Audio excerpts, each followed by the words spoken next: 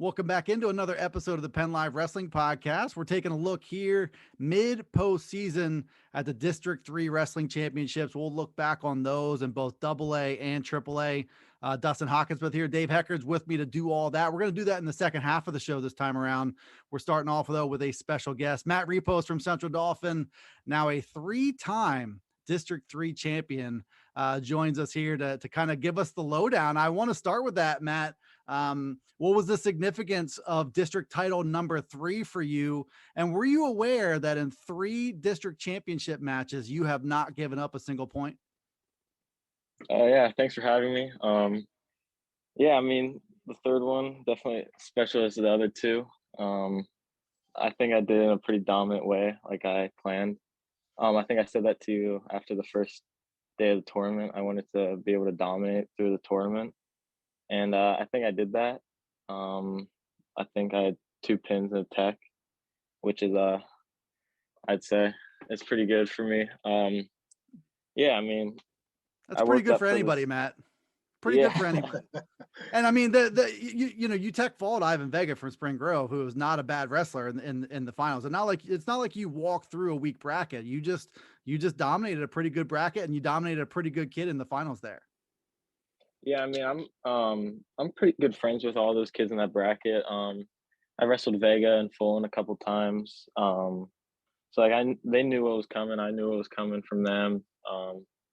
Yeah, and it was just like, I don't know. I was just feeling different those 2 days. You know, Matt, even if we go back to last year, and I mean, Dustin and I even talked about this earlier this year, where last year, I think, you were at 32 last year, and I think like were a little, maybe, I don't want to say on the smaller side, but I feel like this year, man, you look every bit of 134 pounds, even, you're probably pulling down. Talk to me about the difference, where you were as compared to like last year, you know what I mean, as to, this year. Just talk to me a little bit about that. Yeah, so last year I chose to stay up at 126 instead of drop to 120. And okay, that's where it was at. All right. Yeah, and I think I did that because freshman year I cut a lot of weight to make 108, and I thought I'd try it the other way around, come my sophomore year. I guess it didn't work out as I wanted it to, but yeah, I took that time, like after my sophomore year in the off season. I made up for my mistakes, kept practicing, and then come after NHSCA's, I started lifting a lot with Bryce Enders from McDevitt. And we really hit the gym like every day, every other day for a couple months leading up to the preseason. And I found myself weighing in at like probably like 150s area. And so I made the decision to drop while trying to keep that muscle, and I think it's worked out so far. I feel pretty strong. Yeah, you look good, man. Like you look like you feel good. You're wrestling well. So whatever you did, whatever you're doing, keep doing it. And I just feel like this year, man, you look really good at that weight. And I feel like come 2 weeks, man, you're going to be ready to go and get after it. So. It's like Goldilocks and the Three Bears. It was like too much of a cut, not enough of a cut, and now you got to wait. You settle in, and it just looks right for you. And you looked really good this past weekend. I think to look back, there's not a lot of guys in the state who can look back on winning a state medal and come away from that bummed out. So like I think your perspective on that, like you still had a good solid year, and I know I talked to you about this, and while we're on the subject, just the mindset thing of being in a bracket of 8 wrestlers at the state tournament, walking into Giant Center, knowing that no matter what you did or didn't do, you're walking out of there with the state medal. I know that weighed on your head just a little bit, and I'm sure you're not the only one. Yeah, I mean, walking to the Giant Center, it's like more relieving kind of, and you're not at risk as much as you would be these other years. But I think that did kind of get in my head a little bit. I just expected to kind of whatever happens mentality, and I'm definitely not thinking of it like that this year. I'm going in, there's a risk that I come out with no medal or come out with a gold medal or any other medal, so yeah, I think that just it got to my head a little bit last year. Yeah, and then you wrestled Ty Kasak first round. That was the other part of it. There was no warm up. There was no knock the rust off because of all that. And I think because of the way things went at super regionals too, there was no way to just kind of ease into things. You just did a cannonball right into the pool. Yeah.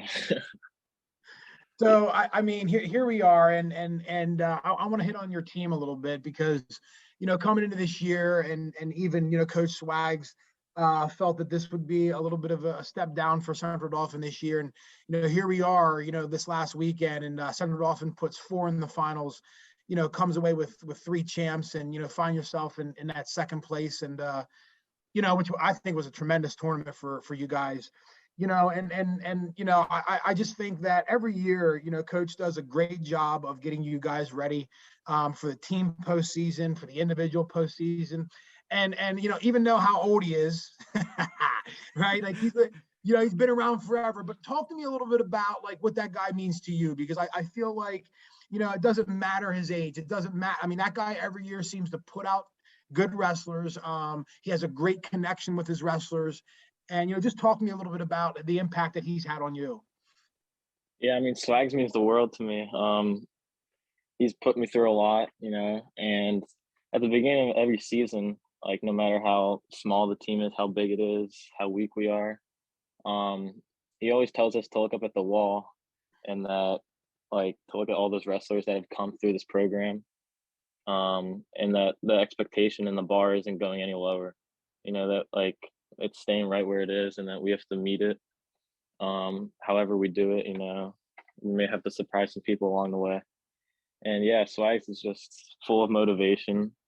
He motivates everyone in practice, pushes everyone. Do you wrestle him live? No, I don't. Do you think you could take him if you wrestled him live? Yeah, I think so. He's getting pretty old. I don't. God, I hope he listens to this, Well, I mean, does he know what a podcast is? Speaking of age, I mean, let's yeah. I mean, he might not even know what a computer is, let alone a podcast. We have to find a computer first. Look at you, Dave. You're not competing against Swags anymore, but you are taking the opportunity to get some digs in. I love it. Oh, I am. I have to. That's the only way I can get them now. That's right. Right. No, and I think to piggyback off that, Dave mentioned all 4 of you guys. Like, I don't know about you. I mean, you've wrestled so well all year, but I think Liam, Flanagan, Ryan Garvik, and Ben Stewart all wrestled their best of the season. And I talked to Swags a little bit about what the approach was. Walk me through the practice week and what his approach was, because I think he mentioned basically he approached it as if he was the opposing head coach, and he had a unique challenge for each one of you. Yeah, so he basically sat us against the wall before basically every day of this week's practice and was like pointing us out, pointing fingers at us, saying, if I was the opposing coach, I would do this to beat you, and I would do this to beat you, and stuff like that. He said it to everyone, like me, Garvik, Liam, all of them. And it really got us like, like, how do you stop that kind of thing? And so we would work on stuff that he mentioned throughout this entire practice. We brought other teams in. I think we had Susquehanna in and LD and someone else. But yeah, it was just like a week full of hard practice, working on our flaws, what he thinks that we need to work on. And it paid off. What did he tell you yours was? He said to slow me down, I think, like on the neutral. And I think, the first things first, I would have told any of your opponents to maybe score a point first, and then we'll talk about beating Matt Repos. Yeah, I mean, and that's important for the postseason. You know what I mean? To take a look at yourself as a wrestler and say, where are my weaknesses at? How am I getting to my shots and not scoring? Am I getting held down on bottom? Is there something I'm struggling with? And to make those small adjustments, because the smallest adjustments can mean so much in wrestling, And I just think that you guys are really dialed in right now. And I think that you got, coach and coach's staff, you guys did a tremendous job of really peaking at the right time here this year. And like Dustin said, I would say, like, for, outside of you, I mean, looking at you and what you've done, I mean, I think, we kind of had you penciled in, but the other three guys, had a set of challenges in front of them and really answered the call. And had a great tournament this weekend. And it's one of those deals too, where, like, even though it's an individual tournament, when your teammates are rolling, you kind of feed off of each other. You know what I'm saying? And things just kind of happen and fall into place. And I felt like that was this year for you guys. I mean, starting off with Flanagan down below, and then, you, and then Ryan, and then Stu up top. It was, it was just, you saw that happening. And, coaches did a great job of preparing you guys. So now what's the plan here for states? Like, what do you talk to me about the next 2 weeks? What are you guys looking at doing? What are you looking at, working out here? So Swags was very generous and gave us today off. But I'm sure the next 2 weeks aren't going to be very easy. We're probably going to bring in a couple more teams, if I had to guess, get different faces in the room. And yeah, I mean, I'd assume it's these next 2 weeks of practice are not going to be very much different. Staying consistent is Swag's motive, and I think it's just going to control that weight. Control your weight. Make sure everything's good there. That mentality. Absolutely, man. Yep. Hey, along those lines, if you were picking, and I've heard people talk about this, if you were picking, you wrestled really, really well at districts. If you had to choose, would you get the extra week, or would you rather roll right into the state tournament the following week? Question. I would definitely roll right into the state tournament, because this extra week definitely is going to put some pounds on me, and I'm sure everybody else across the state. But yeah, and it's just like you're like winning districts, like coming off the next week, you're gonna have that, like, momentum, and yeah, I think I'd definitely rather have it right after district. Because if you talk to the other areas, you know what I mean, they complain that we have the extra week. Like, some of the other, you'll hear other coaches from other districts that have to wrestle this weekend. Well, that's the South Central region has a week of break, and my thing was, I was along the same lines as you, Matt, where if we had guys wrestling well at districts, I don't want to take a week off. We want to keep going and keep that ball rolling. And, I had talked to some coaches about, like, what to do over those weeks. Like, how do you keep everybody focused for 2 weeks, when you have that time off? And it's interesting. And a lot of them, kind of spun it in a positive note, like, hey, you get to relax a little bit. If you have any injuries, you can kind of heal up a little bit. But I think the big challenge, like you said, can be your weight, you know what I mean, for some guys. And then if you have momentum, it can be a momentum killer, and, for you though, I don't see that momentum stopping at all, man. You look really good right now. And hopefully you can bring home, hopefully you can bring home a gold medal here for District 3. So, thank you, Matt. What's while you have this extra time and you're worried about pounds, what's the food that gets you? Like, what's the weak spot? Like, if there's something that you have a little bit of time, and you're like, okay, I can burn this off. What's that food, or multiple foods? I like all foods, to be honest. I like Pringles a lot. Pringles, okay. Yeah, I like Pringles a lot. And I'll bet you if you're feeling a little weak, you can probably take down 3 or 4 cans at a time. Oh yeah, 100%. Just laying in bed and eating Pringles. Then you get our age, you get like Dustin, and then you have multiple foods that happens with. Like, it's like, oh man, I really like ice cream, but should I have any? Well, maybe I have some Middlesworth barbecue potato chips because they're really good. I only have a couple of them, and you're an adult, and then it's more food, and then it's a mess. Yeah, and what happens, Matt, is you don't have any reason to cut weight. I'm already contractually bound to a woman who's not going to leave me. I don't think anyway. So if I let myself go, I'm in control of the shopping. I'm in control of the family budget. That's how what you're looking at happens. But maybe use me as a cautionary tale. Hey, real quick question for you. One time, Matt, your future. Obviously, I think you're probably going to look to wrestle in college. Have you talked to anybody yet? Is anybody reaching out to you? Do you have like maybe a goal, or do you have any idea of what you want to do, or you just want to kind of get this year out of the way and see where things take you? Yeah. So in the off season, I visited a couple. I visited Princeton and Penn, and then I went up to Bucknell. So I'm definitely like looking towards education more. Another one of these smart guys, Dustin. You know what I mean? Yeah. We were able to. Yeah, there's Princeton. Not in my vocabulary. So I was going hack Central Penn when I was your age, Matt. No disrespect to those schools, but how about Liam Flanagan too? He's number one in the sophomore class. Yeah, wow. He's wow. And they say like wrestlers are like one or the other. Like, a lot of times like wrestlers are very like, type A. Everything has got to be perfect. Their grades are good.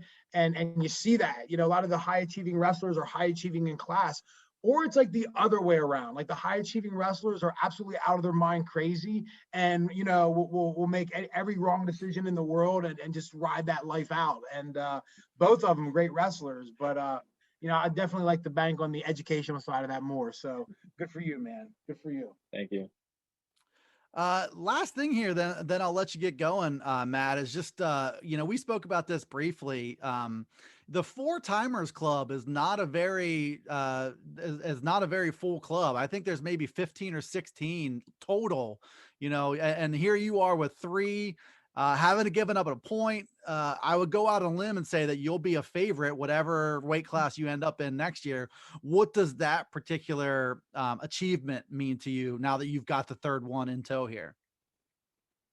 Oh man, I just can't wait. I just want to have that fourth one already now. But man, it would mean the world because there's very limited people that do that. I saw Betancourt do it. I think my freshman year, and I was just like, and then I won it that year. I was like, I have the opportunity to like do that too, and that's what I'm setting out to do next year. I have a mission, and hopefully I can get it done. I think I'd say you're well on your way. That's Matt Repos from Central Dolphin joining us here on the PennLive Wrestling Podcast. Appreciate you the time here, especially on your rare day off to jump on with us. Thank you. All right, buddy. Best of luck the rest of the way here. Yeah, good luck, Matt. Thank you. All right, Matt Repos, good kid. Excited to see what he does the rest of the way here because I do feel like this is the best he's ever looked. I think he looks natural for 132, and I think he's dangerous at 132, especially if he carries what he did at Spring Grove into Hershey in a couple weeks, Dave. No, I agree. Watching him wrestle all weekend, I feel like I watched, there's Repos, and I look away and I look back and it was over, and I just think, physically he looks good. From the podcast we just did, he sounds good. He sounds confident, and that's such a big part of it. And I'm excited here in 2 weeks to see how he does because, I think he is one of our hopefuls, for District 3.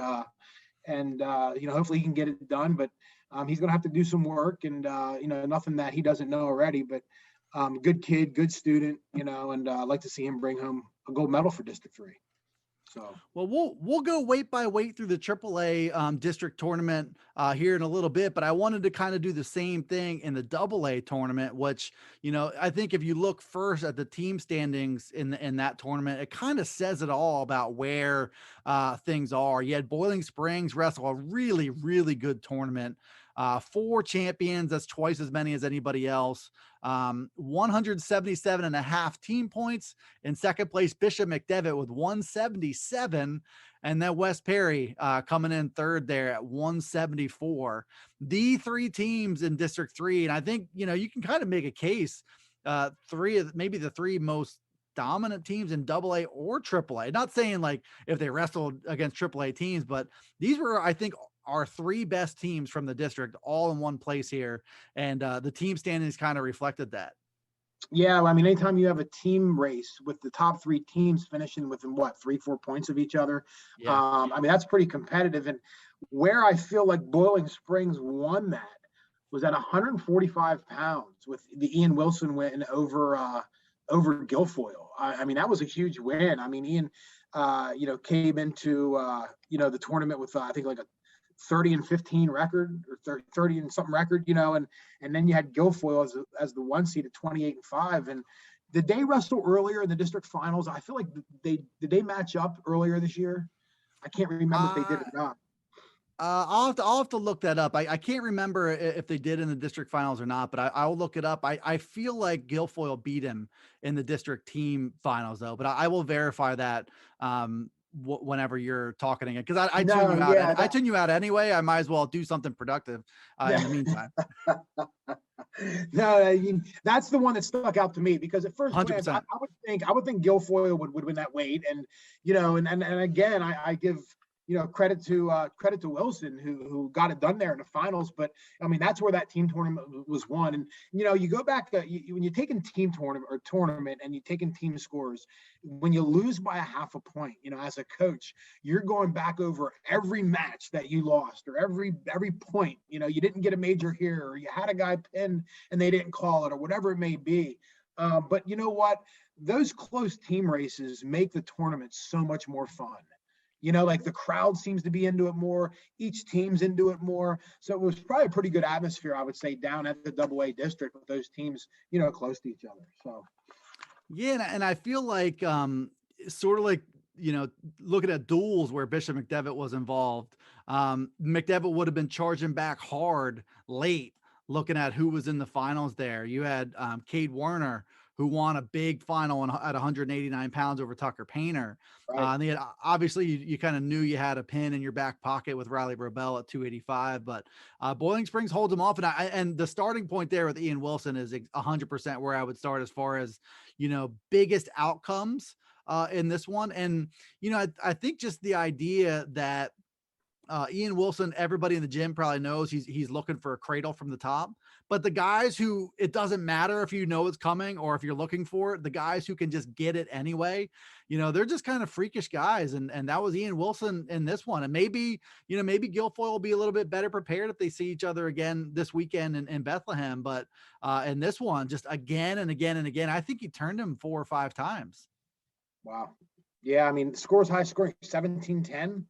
Yeah, the final score that bout was. So I mean, you had some points being thrown out there, so that high of a match. I mean, both guys had to, I would say, accumulate back points at some time, and I just that stuck out to me when I saw the team scores and all that bout right there was a big one. So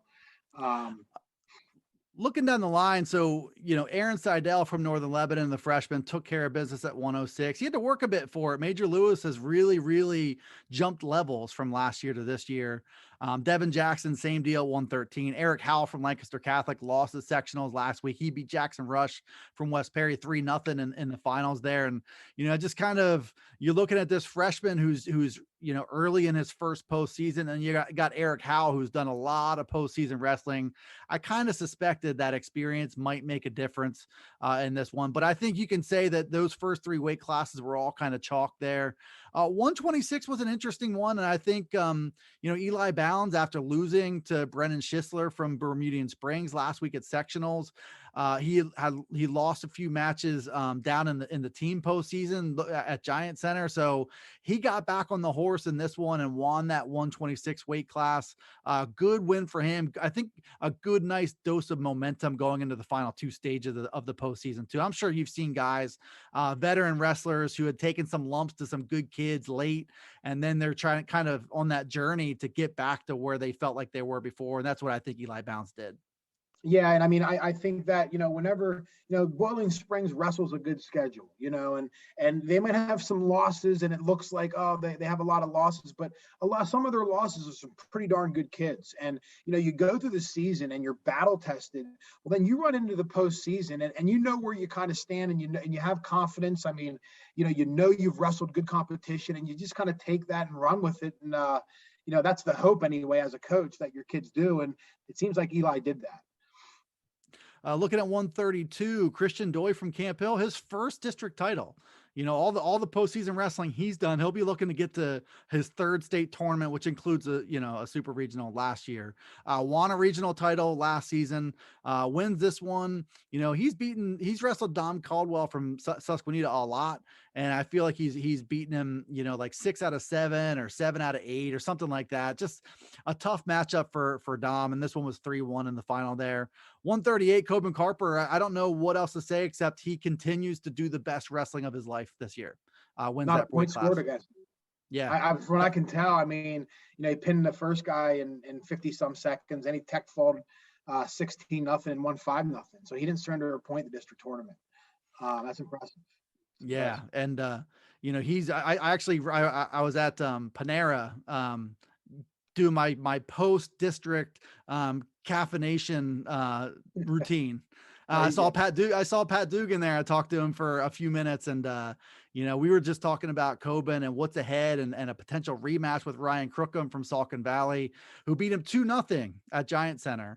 And obviously Coben would like to do some scoring. They're going to go back to the drawing board and try to make some adjustments.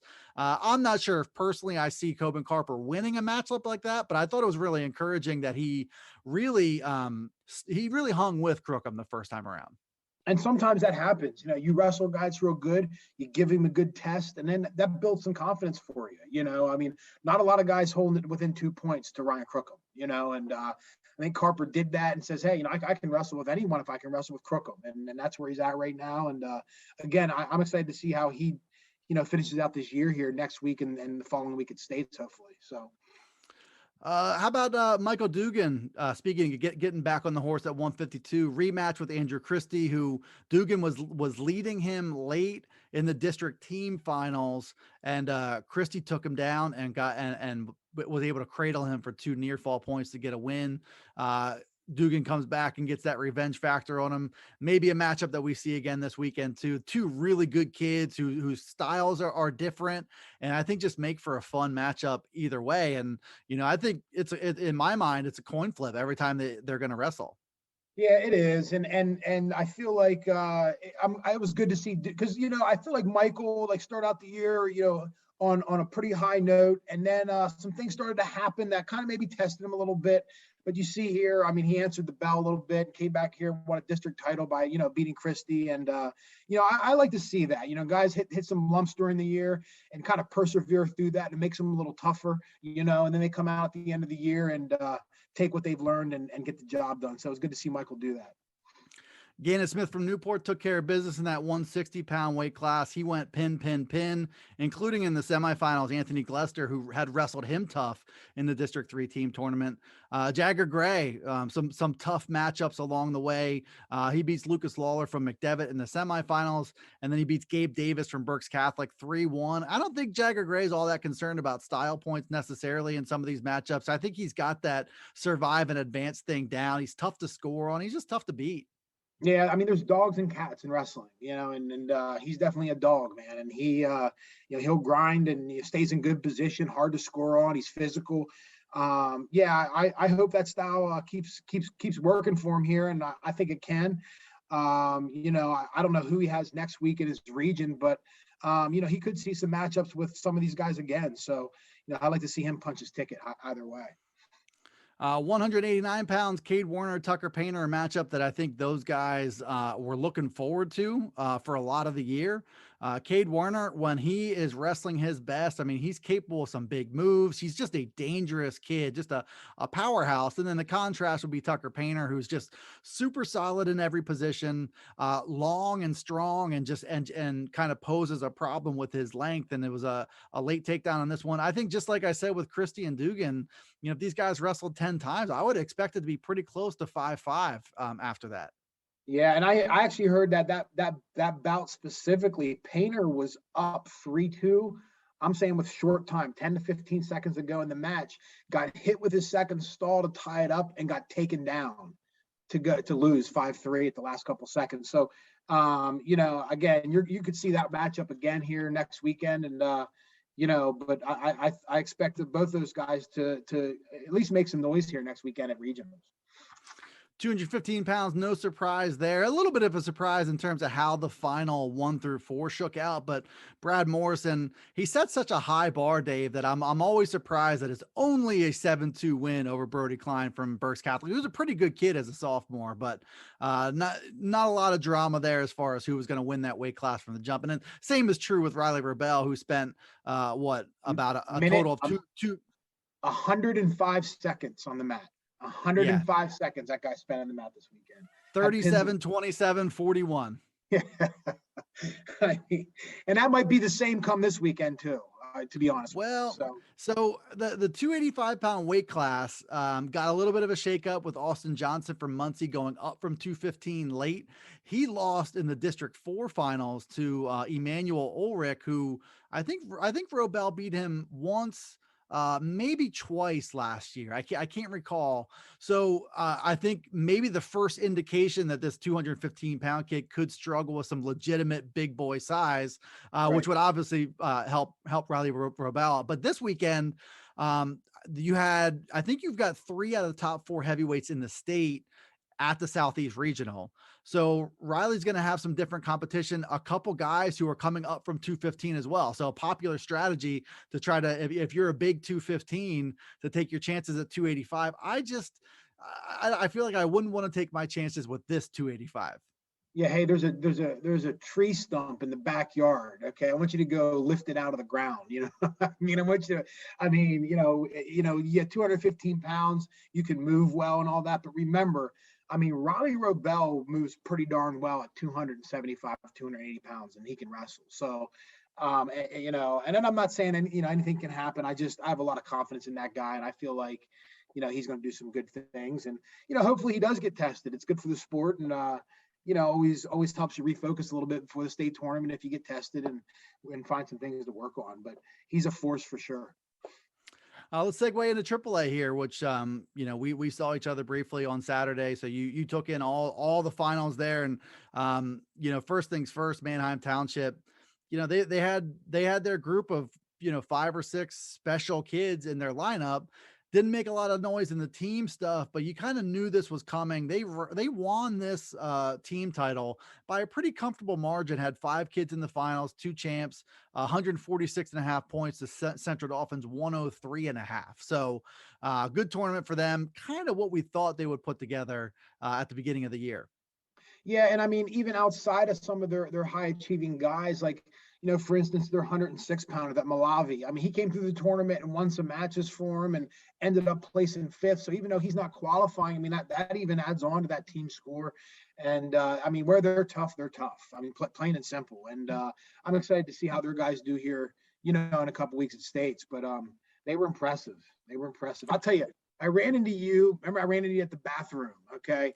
And I'm going to tell you what, is there anything in the world as putrid smelling as a men's bathroom at a wrestling tournament? It is the most ungodly smell. Unbelievable. Spot on. I will say that Spring Grove did some really quality maintenance on theirs though, because it wasn't like pass out bad. And also the thing that I find funny is, like, wrestling tournaments are unique because you got kids walking through there in the wrestling shoes. I saw some walking through in their socks, and you just picture them going back out and all that. But bathroom talk aside, as much as yeah. Like, how about the tournament they run? Those guys do just an awesome job with that tournament. Top notch. So you mentioned Spring Grove, so I just want to throw that out there. I think those guys do a great job, running that tournament. And I think that's why we're here. I think you've had people in this area, and I get it, who have grown accustomed to being at either Giant Center or Hershey Park Arena, having AA and AAA under one roof. I think, this is just kind of the modern times of running a high school wrestling tournament, is being in these gymnasiums instead. But why we're at Spring Grove is those guys won it. and they want to do a great job, and they pay attention to every detail. They were listening to me complain a little bit just about, I had some difficulties just with, getting a signal here or whatever. They want to do a great job. And I think their venue, it's just a really nice place with, I think just the right amount of seating, it seems like. Yep. And I know there were complaints in the past that it's a narrow gym. So if you're on one end, it's hard to see, what's going on all the way down the other. But if that's your primary complaint about the venue, I think it's in a pretty good spot. And, I think Spring Grove and their desire to do a really, really good job should mean that we're going to be there for, I don't know, the indefinite future. Right. I would say the same. Yeah. Yeah. Looking at we'll go down through weight class by weight class. We talked with Matt a little bit, but Liam Flanagan, the tournament that he put together, he was challenged to score from distance on his feet. And you saw right off the bat, first of all 4 kids from section 2 were in the semifinals. All 4 kids from section 2 occupied the top 4 spots here. I'm sorry. They occupied 3 out of the top 4. I'm sorry. Dean Hauser was the one that broke that up. But so Flanagan goes into overtime. First of all, he rides Dean Hauser after he ties the match 6-6, rides Dean Hauser for 85 seconds. And I'm always paying attention to that. What do? Do you try to preserve time for yourself, or do you go for the ride? He went for the ride. He got it, and then scored from distance in sudden victory to win that one. Put together a really, really good match against Marco Tacci from Warwick in the semifinals, and then an even better match to beat Jordan Williams from Hempfield, who beat him the previous week. Excellent tournament for Liam Flanagan. No, and again, like you see this little kid there, little sophomore, you get an interview, he has the glasses on, and at first glance, an eye test, he might not pass it right away, but I'm telling you what, he can wrestle, man. He's a tough kid, and a guy that I just feel like, keeps improving. I mean, from the beginning of the year to the end of the year, I mean, match by match just keeps getting better. So it's good to see that those young guys do well. And obviously as a sophomore guy, we're going to see back making noise again next year. Yeah, good to see him putting all the pieces together here in the postseason. He's another guy who, through the team championship stuff, had taken some losses in Hershey, and really talked about focusing on growing from those losses. And he certainly looked like he did. 113, some of the more dramatic stuff of the tournament was just watching Caden Williams go down the home stretch with Nico Tacci from Warwick. Tacci got him in sudden victory at sectionals. And I think just in general is kind of the little engine that that's going to give a kid like Caden Williams problems, who hasn't had to do a lot of full 6-minute wrestling so far this season. And he got pushed to his limits again. And where the booing came in was when he took injury time, to catch his breath a little bit. But otherwise, outside of that, he handled Tacci pretty well this time. He did. And you know what, for listeners, like, I don't like the booing of a high school kid. I mean, don't say anything. Don't cheer at all when he wins. Like, go the silent way. But I don't know, man. I mean, these kids are 15, 16 years old, and we sit in the stands as adults and criticize them for every bad action they make. And I mean, guys, they're 15, 16 years old. I mean, they're going to make mistakes. They're going to do stupid things. That's what kids do. I mean, let the coaches handle that. Let parents handle that. But I mean, as fans, I'm not into the booing of kids, but whatever. I think the Williams kid's tough. I think, he has a good shot to bring home a high state medal here in a couple of weeks, and hopefully he can put it together and have another good tournament. And I think the past 2 weeks have served as a little bit of a notice for him that I don't know how much hardcore conditioning you can get done in 2 weeks, but it seems like that's the mission, is to try to, I don't know if that area, can you make up for lost time if you're short in that department? Can you go back to the drawing board and be like, okay, I'm going to take it seriously now and make a big difference? I'm sure you can make some difference, but will it be enough is what we'll see. Yeah, I don't know. I mean, I think at this point, how much conditioning are you doing right now? I mean, you're in shape or you're not, kind of deal. Now, not like you said, not that you can't maybe help yourself a little bit, but if his conditioning is an issue at states, that will be what challenges him.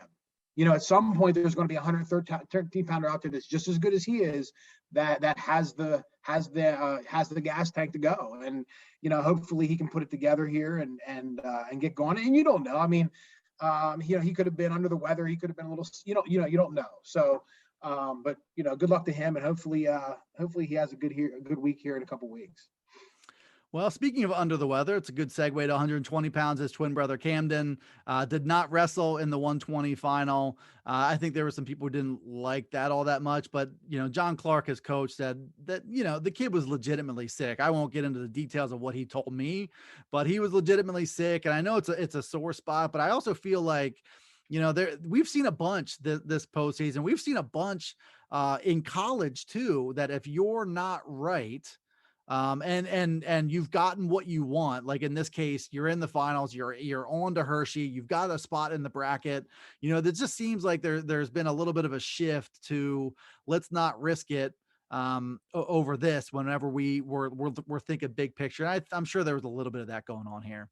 Yeah, and I mean, here's a few things to remember. Again, the kid thing, like, and even in dual meets, like when people forfeit and fans get all upset, and that's the same thing it was here in the finals. I mean, people wanted to see that match. The wrestling fans want to see Mason Leipart and Caden Williams wrestle, and I get that. But I mean, again, you don't know what's wrong with that kid. The problem that I had was, like, in the semifinals, like 2 hours earlier, the guy takes down Gabe Pakitis, puts a bar on him, backwalks it, chokes him out on the mat, and gets it done. But then, like 2 hours later, can't wrestle. You know what I mean? So I mean, but either way, you don't know what can happen. You don't know where he's at. Again, I hope he gets it figured out, because let's be honest. I mean, both brothers can do some damage at States if they're in it and they're feeling good. So. Looking at this 126-pound bracket, Carl Schindodecker did not have really what I would call an easy match the whole way through. Now you can look at the outcomes of those matches and say, that he wasn't threatened, but Eli Long in round one from Central York, Seamus Mack in the quarterfinals from Hempfield, Zach Luckenball from Dallastown in the semifinals, and then Josh Hillard from Manheim Township. So he does not give up a point either, in those matchups. And, he's a kid who's battled some congestion and head cold and sinus types, that type of thing a lot of the year. Hadn't had as much mat time as a lot of his peers in this weight class. So you're watching that. But then you look at, what Schindodecker can do. And the thing that amazes me about him, Dave, is that he is this really unique mix of being airtight with his technique, but also dynamic and sort of unpredictable, and you see that in his scores too. It's hard to score on him because he can get funky when he needs to. He can go off the beaten path and do some scoring from the top or from his feet that way. He's just a tough kid to beat. He is. And look, I mean, like you said, he didn't have all those good guys didn't score a point. I mean, like first round 8-0, second round pin, third round 5-0, final 6-0. You can't beat somebody you can't score on. And I was all over that. We talked about him earlier in the year, and I said what makes him so tough is he just is tough to score on him. He's good on top. He can ride you. He gets out. He's tough. You get in on his legs. He's slippery. Like, you know what I mean? He just seems to find his way out of things. And he's going to be tough to beat here come States. And again, another hopeful for District 3, in my opinion, a guy that seems to, I don't know what it is, but it seems like every year that guy wrestles an outstanding state tournament, and I expect nothing less here in 2 weeks. Well, he's never not wrestled an outstanding state tournament. The only time he didn't was when he didn't make it to Giant Center, which is still. Right. You look at, you can kind of understand it when you see who he lost to and what that bracket was a couple years ago, but it's still amazing to me that this kid didn't make it through. 132, we talked about Matt Repos. We talked to Matt Repos about getting through there without giving up anything. 138, Alicia, a cut above the rest of these guys. I think the biggest surprise to me was not, Alicia to beat Dom Gerardo from Wilson 8-0 in the final was a really good performance by him. But how about Dom Gerardo beating Carter Davis from Central York 14-3 in the semis? Yeah, that one kind of got out of hand a little bit for the Davis kid. I felt like, you know what I mean? He just kept putting himself in bad positions where Gerardo kept just catching him in different points and putting him on his back at different times, and it just kind of came untethered there for Davis. But you got to give credit to Gerardo. He was a guy I didn't know if he'd make it. You know what I mean? To be honest with you, he had to beat Carter in the semis. Not only did he beat him, like he handled him, and Wilson really didn't have a bad tournament. I think they're sending 3 guys. You know what I mean? So for them that was a pretty good tournament, and he was one of the reasons why. Looking at 145, I think you had two guys, similar stories. Reagan Lefevre from Hempfield won the 145 title last year, beat Ryan Garvick in the finals to get that job done. Wrestled, three tight matches, quarters, semis, and in the finals. Mike Trainer from Octorara, they came in same body, same build, same career story. I've done a lot of wrestling, same exact record, same kid. Oh, I know. Same people, same style. Mike Trainer gets him in sudden victory, the first ever District 3 champion for Octorara. Oh, wow. I didn't know that. No, congratulations to them. Congratulations to him. Like you said, they were spitting images of each other, the way they wrestled, their styles, their stature, how they moved. But both of them darn tough. And tough kids. It'll be interesting to see how those guys fare out here in a couple weeks. 152, really, really good tournament for Caden Dobbins. Speaking of not giving up anything, 34-second pin, and then did not give up a point to Gabe Belga from Cumberland Valley, and then Dom Frontino from Shippensburg. And in both of those cases, Belga got turned late by Dobbins, and then Frontino couldn't get out in the third period against Dobbins. So he earned every bit of that 152-pound title. Gabe Belga ended up finishing fifth. Really a tough weight class to fall into the consolation rounds for starters. And then tough to predict because Dobbins, Frontino, and Belga are almost at the exact same level in my eyes. Then you have Griffin Gonzalez, who was a District 3 champion last year. And you have JT Hogan from Daniel Boone. Somebody was going to be the odd man out. Just happened to be Gabe Belga, and Caden Dobbins got the tournament win. Yeah, I mean, if I had to pick an OW, a guy that just really answered the bell, tough. I mean, in my opinion, probably arguably the toughest weight. It would be Dobbins. I mean, he just had one heck of a tournament, and good for Dallastown. Those guys are good guys. I'm a big, Dave Gable fan. But look, Frontino won a district title as a freshman, right? You had Belga was in the district finals last year. Gonzalez was a district champ last year. And then you had Caden Dobbins, who was in district finals as a sophomore.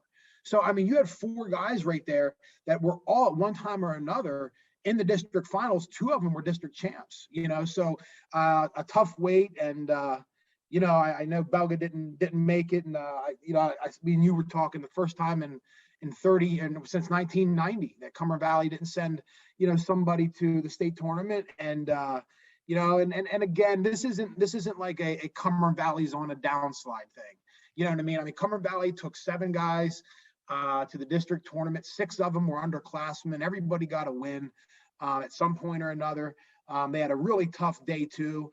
And really, Belga was the guy that we kind of thought had a chance to make it through. And, it happened. So, I have no worries. I know Coach Chamberlain, Billy and I talked for a while. He was obviously pretty upset, as to be expected. And I just told him, man, you got a bright future ahead of you. And, I'm sure these young guys learned a lot this year, and there's always silver linings. So, but yeah, no, I good weight class there at 152 pounds. Dobbins, Frontino, Hogan, Gonzalez, all those guys I expect to see at states and see do well. So. We talked to Don Frontino last week, and I can guarantee you this. We're sitting here on a Monday talking about this. I'll bet he has worked on his bottom game for the past 2 days, Sunday and Monday. I think he's burning to do, because, he beat Griffin Gonzalez in the quarterfinal round and couldn't get out from bottom late in that one too. And then the same thing popped up with Dobbins, who, again, you from my standpoint, you also have to give credit to the kid who was riding so hard on the top. I think the ability to get out can be such a deal maker, deal breaker at this level, and it's certainly at states too. But, Dobbins deserved a 2-minute ride, and I thought Griffin Gonzalez deserved a 2-minute ride. Yeah. And the mat, and you've heard me talk about this before. I mean, the amount of guys I saw not able to get that point, and because here's the deal. Here's the reality of it. Bottom is the position in wrestling you work on probably the least. You know what I mean? And then when you do work on it, it's so monotonous, and so it can be difficult. You're standing up, you're getting out, guys are mat returning you, you're changing your hip. I mean, it's a grind to work on bottom. But think about it. You come into practice, you grab your partner, you start drilling on your feet. well, then you're working on some turns, you know what I mean? And no wrestler at practice ever raises their hand and says, coach, can we work on bottom today? You know, so I feel like that bottom position is a position that gets worked on the least. And, you know, in my opinion, you could really tell this weekend that guys really struggled on bottom, you know what I mean? And if you want to win a state title, you have to be able to get off the bottom. You have to. And, you know, so I think I would agree with you. I think knowing Frontino, he would definitely be a guy that would be working on that here next couple. He probably on Sunday he probably solved world hunger, and on Monday he became an All-American getting out from bottom. And became a member of Mensa. You know what I mean? Yeah. Yeah. No, and that's one area. So conditioning you can't make up for lost time, but I think you can go intensive on bottom. You know, and I think there's probably a bunch of guys who are looking in the mirror this week saying, okay, we gotta improve there, and I think you can make some gains right in these 2 weeks. Absolutely, you can make technical gains. I mean, 100%. And you have to be right now. Like, you got to go back. You got to review the regional film. Like, almost like Matt was saying with Coach Swagger. Like, where are my weaknesses? What do I need to improve on? Am I getting the shots and not finishing? You know, am I not getting out on bottom? Am I not able to ride? And you got to work on that, because those small things make such a huge difference, especially come state tournament time. Look at 160 pounds, and we'll kind of go a little quicker through some of these weights here. But I don't want to blow past Ryan Garvik doing what he did there, because he was razor sharp. And, you know, I talked to Matt about Swaggart issuing a challenge for everybody. For Ryan Garvik, it was his feet. And it was him attacking and not waiting for his opponent to do the attacking first. And you saw, I think that he, you know, flipped the switch with his mentality. He beats a pretty good kid in Jonathan Rathman from Go-Calico in the quarterfinals, 8-0. And then he beats Jake Cherry, who's wrestled in a state tournament in the semifinals, beats him 11-0. And then Nick Nettleton, who won a 15-14 barn burner that somehow had about 30 stall calls in the semifinals. Bizarre. How's that happen? Don't even get me started. Don't even get me started. That's a different story for a different day, probably. But he beats Nettleton 3-1, really kind of in command of that one too. And I think just you know, for somebody who lost in the district finals last year, who I wanted to kind of see some evidence that he was a good fit at 160. I think I got all the evidence I personally needed out of this one. Yeah, he's another guy that just is great mat awareness. He can scramble well.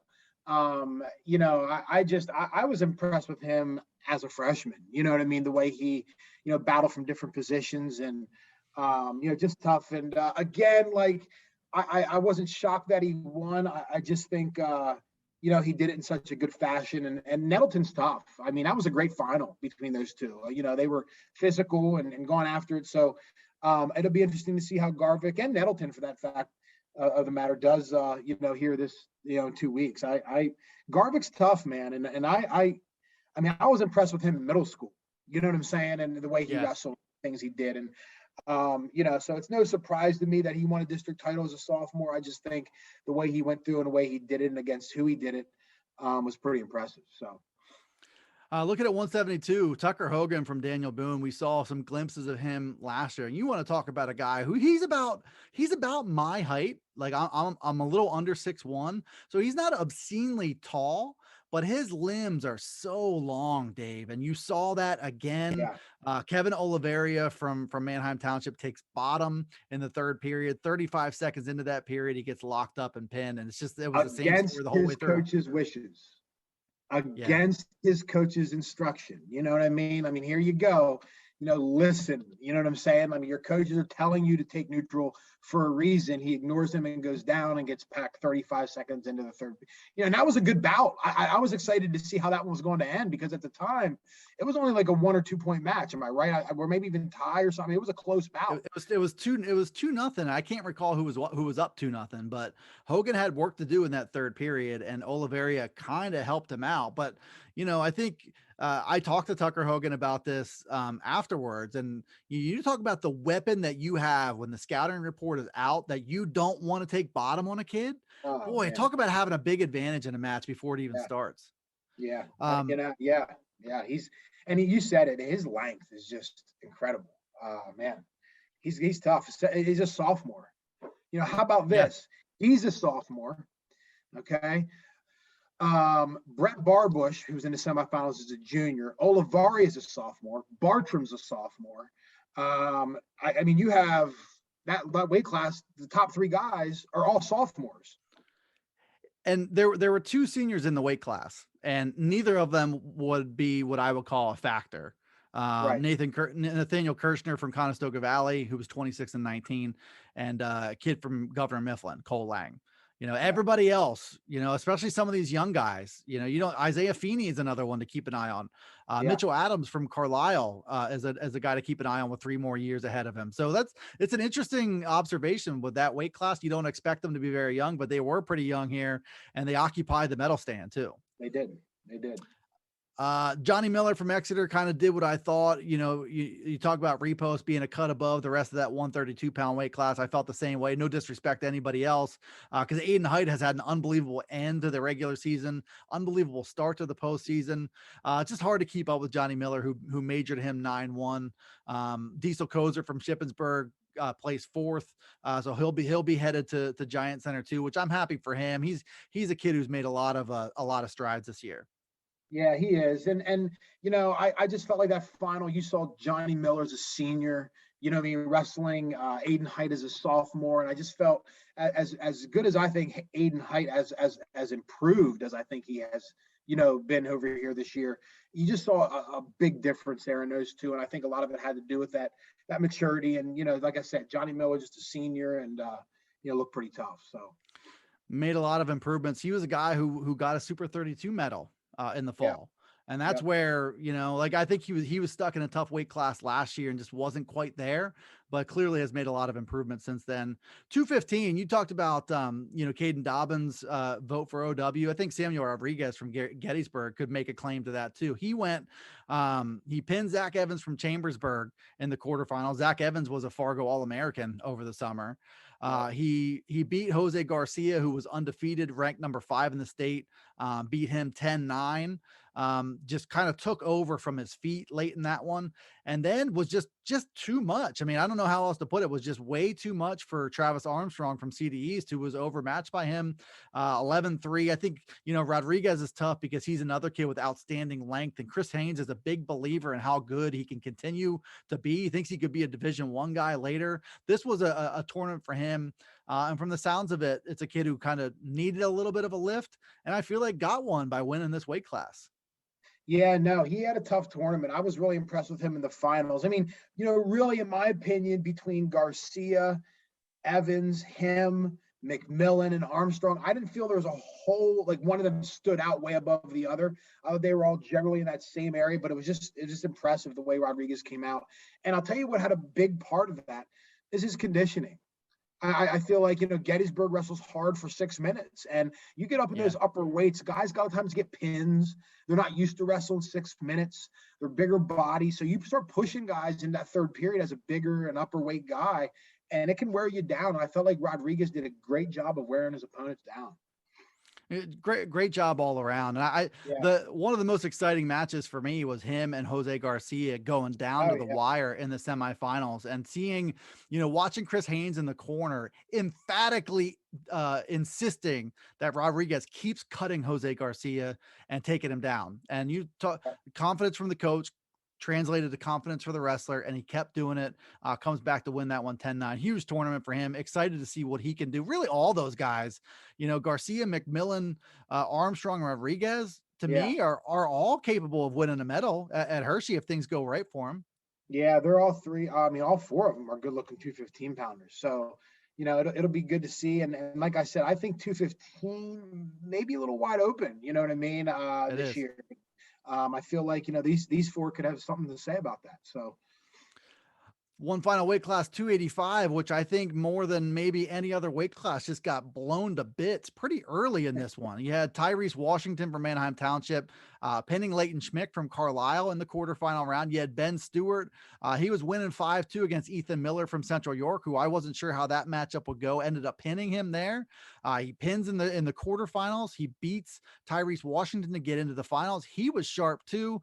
He runs into Trevor Gallagher, he's seen the past 2 District 3 team championship finals in a situation where, okay, now you're not worried about team scoring. How does that factor into this matchup? You saw Trevor Gallagher wrestle a pretty tight match, should and did kind of recognize where the danger zone was with Ben Stewart and was able to stay out of that danger zone in this one to win that one 3-2.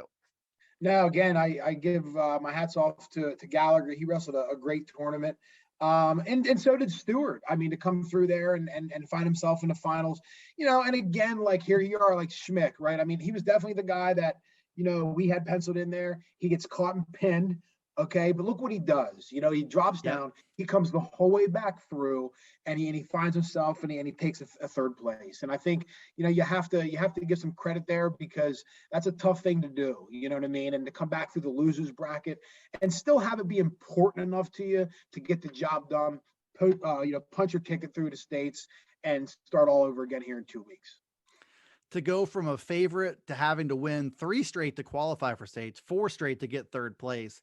I would imagine as a high school junior, that's a tough place to get to wrap your head around that, and big time credit for Leighton Schmick for doing that. I think the state tournament is better for having him there. And I feel like, I made this point on the PA Power podcast last week, this was the first time really for him to be a favorite in a tournament like this one. How did that hat fit on him? I'm not sure, but certainly being an underdog and being off the radar, which he will be next week, he's a guy definitely capable of making some noise and putting together a run like he did in the consolation brackets, this time starting things off in the championship bracket. Yeah. No, go ahead.